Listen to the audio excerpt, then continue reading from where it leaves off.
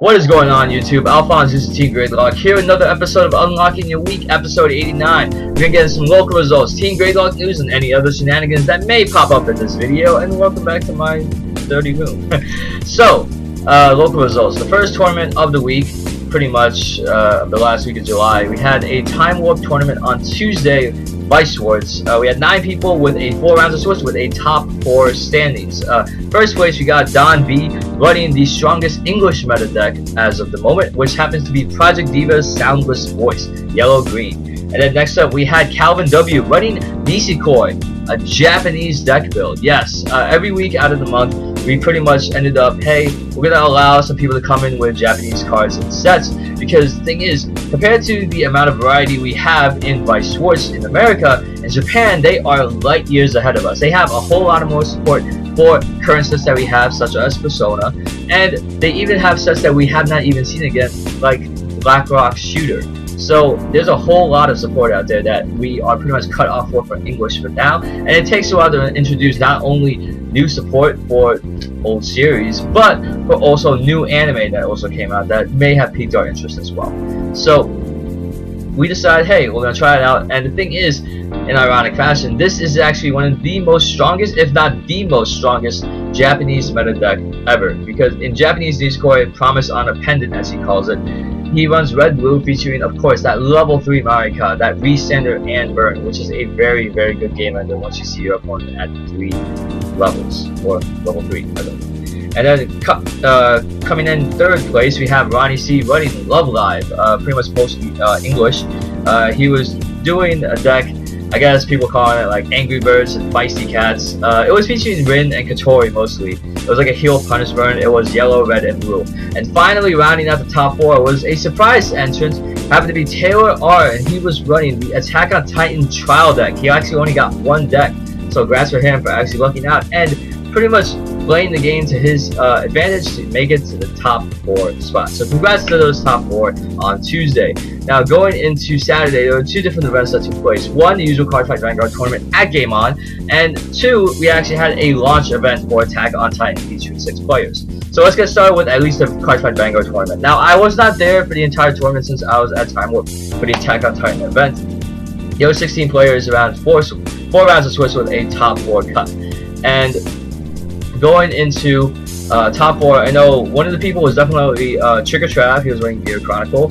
I think Paul was in there with I think it was not Chaos Breaker, Zodiac, I think, yeah, and he was running, of course, like the MC Messiah support that really makes Link Joker extremely scary because it gets out of the Omega lock.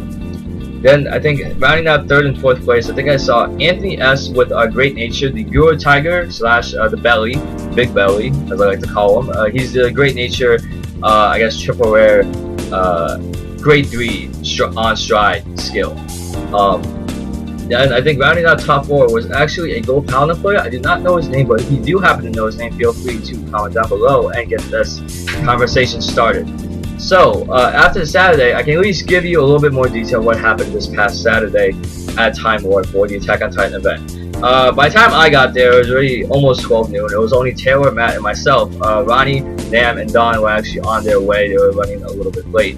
So we got the event started around 1:30. In unfortunate fashion, there was also a sneak pre-release of the new Pokemon set that was coming out, which apparently was going to be the new foundation for the new standard. If you don't know standard, that means like pretty much everything from the previous year for Pokemon has been cycled out, and now they are starting a brand new meta and a brand new standard format on that launch weekend. We literally only had 1 table, even though there were 3 rows of tables right there. So what even surprised me more was the amount of kids that showed up too. And unfortunately, a lot of us were pretty stressed out at the tournament, because when you play a 2-pack waste tournament where you have to level up to 1, and the thing is every color restriction and stock restriction is gone except for when you activate their skills, oh dear, we can curse like sailors. I felt so bad when the professors, and yes, Pokemon, they call them professors, not judges, had to tell us to be quiet with the cursing, not once, not twice, but I think 3 times.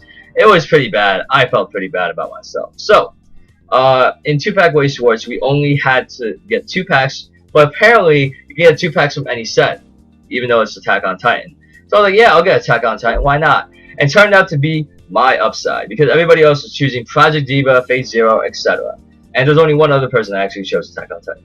So, in this particular, how do I say, meta, level 3s are your best friend because you play them for free. You just gotta keep in mind their skills and costs when placed, or on encore stuff, etc.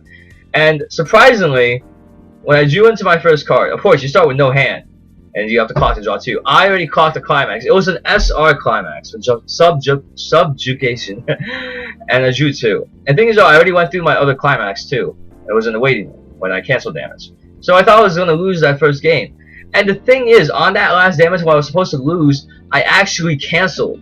And everybody was losing their mind. People were cursing because, like, wait, I swear to you, I'm not cheating. Like, I literally opened the boosters, placed them down, power shuffle. That's it. I had nothing on my sleeves. I was wearing like a shirt. There is no way, I swear to you. And thing is, I lucked out because apparently in 2 packs I pulled an SR and I pulled a double rare. And the thing is, in Attack on Titan especially, not only do you get a rare on top of your double rare or SR, you get that in 1 pack. And then I was lucky enough to not only get the regular climaxes you get in the pack, but then you get the extra rare or SR, etc. So I got a double R Armin and that. I'll put the photo probably should be up right now. I can edit it in at any time so you can see what exactly my deck was. The fact that I got the Aaron Titan was complete broke as hell because he has the highest base power in the game, not including skills.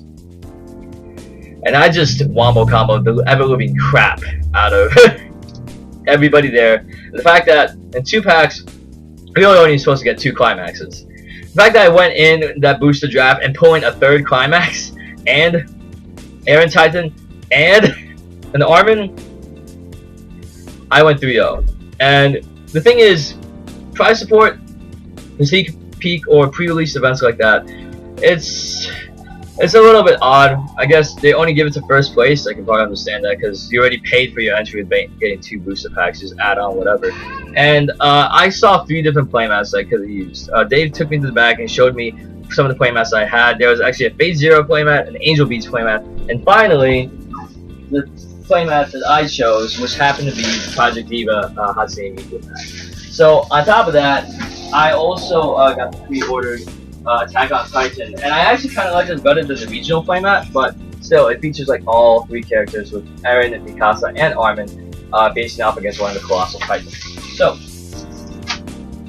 moving on with the sneak peek event, I pretty much depend on cancels. I just canceled more than my opponent, because once you see 2 climaxes already either canceled or clocked, then it's pretty much over. You can just go in aggro attack and just go into the game, unless they happen to go into one of those extra boosters of support and they pull a 2nd climax in their booster, so making them bump up to 3 climaxes.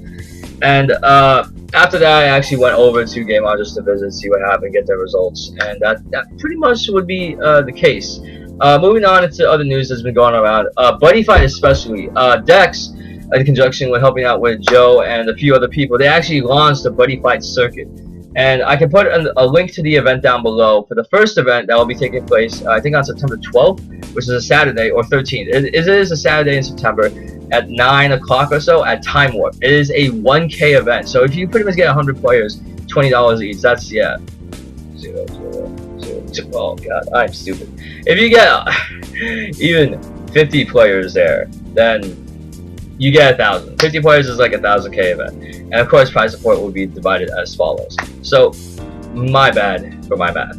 So, that whole event is actually really, really big. 1K events definitely help to bring out a lot of people because that is money involved. This is a money prize tournament. And they're also going to be throwing in some prize support as well, such as booster boxes and whatnot. I know that one of the plans in the works is that Joe Love, Vero, he is actually trying to get him to design a few playmats for the custom playmats. And seeing some of the playmats that he has designed before, they are very, very, very, very high quality and good. And I really suggest, if you like to contact him, feel free to message the channel, comment down below, and I can definitely give you his contact info so you can inquire about a commission of a playmat.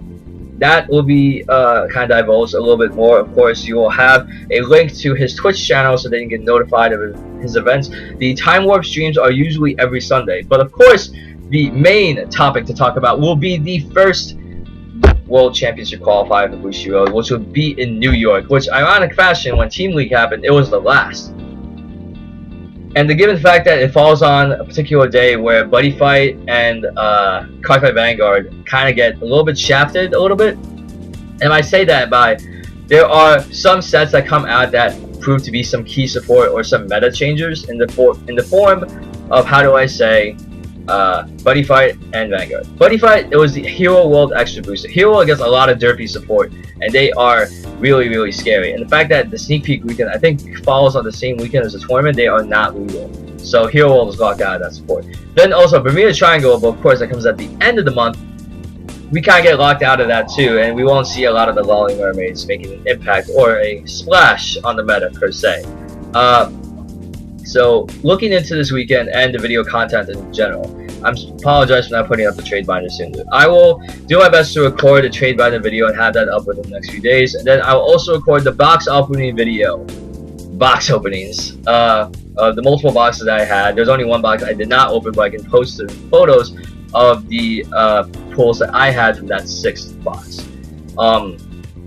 Seeing how the video content is going to go through, we will not do any deck profiles yet until after the regionals. If anything, I will also record some vlogs on the way to the Booster World Championship qualifiers, and hopefully, you know, I'll give some day-to-day events and some day-to-day updates on the Facebook page. So if you're not there, you can feel free to follow the Facebook page, which will also be provided in the link down below for you to just watch as we just document and take photos of the day at large.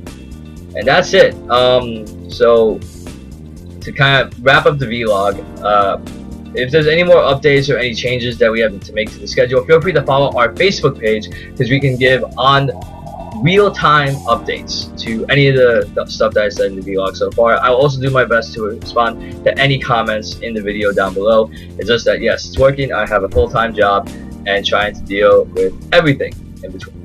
So that's it for me. My name is AlphonZeus. I hope that you've enjoyed the week that I've unlocked for you, and I wish you well, and I will see you next time. Take care.